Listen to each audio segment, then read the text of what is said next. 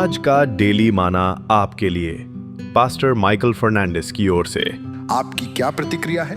कल्पना कीजिए कि आप हेरोदेस राजा हैं। आपके पास शक्ति, धन और अधिकार है।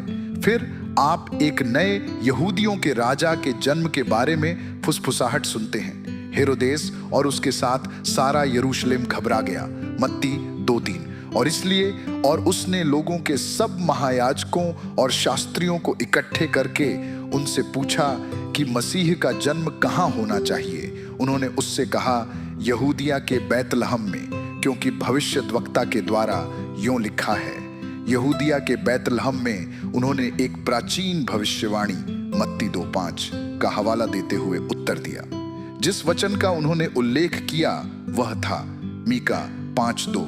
हे बेतलेहेम एप्राता, यदि तू ऐसा छोटा है कि यहूदा के हजारों में गिना नहीं जाता, तो भी तुझ में से मेरे लिए एक पुरुष निकलेगा जो इस्राएलियों में प्रभुता करने वाला होगा, और उसका निकलना प्राचीन काल से वरन अनादि काल से होता आया है। अधिकार और प्रतिष्ठा से घिरे हेरोदेस को इस भविष्यवाणी से खतरा हो गया था। यह एक अनुस्मारक था कि सांसारिक अधिकार क्षणभंगुर है। फिर भी मागी विद्वान के लिए यही भविष्यवाणी आशा की किरण थी। वे इस विनम्र राजा की खोज में जो बैतलहम में पैदा होगा, सितारों और पवित्र शास्त्र द्वारा निर्देशित होकर पूर्व से यात्रा की। जबकि हेरोदेस ने एक कथित खतरे को खत्म करने की कोशिश की, मागी विद्वान ने आराधना करने की कोशिश की। एक ही भविष्यवाणी पर इतनी अलग अलग प्रतिक्रियाएं क्यों? ज्ञानी लोगों के पास ज्ञान न केवल सितारों की उनकी समझ से, बल्कि परमेश्वर के वचन के उनके अध्ययन से भी प्राप्त हुआ था।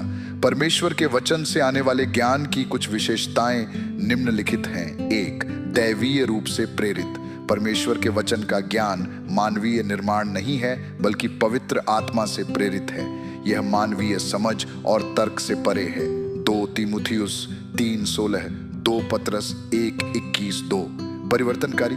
इस ज्ञान में मानों को बदलने, दिमागों को नया करने और व्यक्तियों को धार्मिक जीवन जीने के लिए मार्गदर्शन करने की सामर्थ्य है। इससे किसी के जीवन और प्राथमिकताओं में मौलिक परिवर्तन हो सकता है। रोमियो 12:2, इफिसियों 4:22-3। परिप्रेक्ष्य में अनंत काल सांसारिक ज्ञान के विपरीत, जो अक्सर अल्पकालिक लाभ या तत्काल परिणामों पर ध्यान केंद्रित करता है, परमेश्वर के वचन के ज्ञान का एक अनंत काल परिप्रेक्ष्य होता है।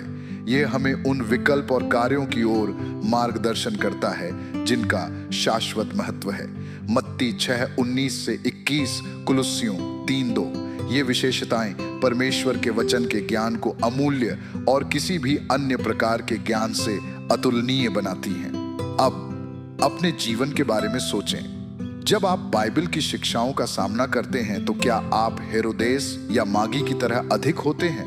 क्या आपको इसकी सच्चाइयों से खतरा है, या आप उन्हें एक मार्गदर्शक सितारे के रूप में देखते हैं?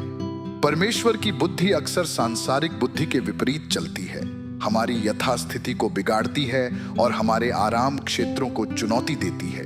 फिर भी वह ज्ञान अनंत जीवन का मार्ग है, क्योंकि परमेश्वर की मूर्खता मनुष्यों के ज्ञान से ज्ञानवान है, और परमेश्वर की निर्बलता मनुष्यों के बल से बहुत बलवान है। 1 कुरिन्थियों 1:22 पवित्र शास्त्र हमें ज्ञानी लोगों की तरह बनने के लिए कहते हैं, जिज्ञासु, मेहनती और राजाओं के राजा और प्रभुओं के प्रभु से मिलने के लिए शारीरिक और आत्मिक दोनों तरह की यात्रा करने को तैयार। इस विनम्र चरवाहे राजा का जन्म किसी महल में नहीं, बल्कि एक चरनी में हुआ था। सांसारिक वैभव के आडंबर के साथ नहीं, बल्कि शाश्वत आशा के वादे के साथ। आज आइए हम अपने जीवन में यीशु को खोजने की बुद्धि के लिए प्रार्थना करें। उन्हें अंतिम शासक के रूप में पहचानें, जो प्रेम, करुणा और न्याय के साथ हमारी देखरेख करता है। क्योंकि भजनहार ने लिखा, यहोवा मेरा चरवाहा है, मुझे कुछ घटी न होगी। भजन संहिता 23:1।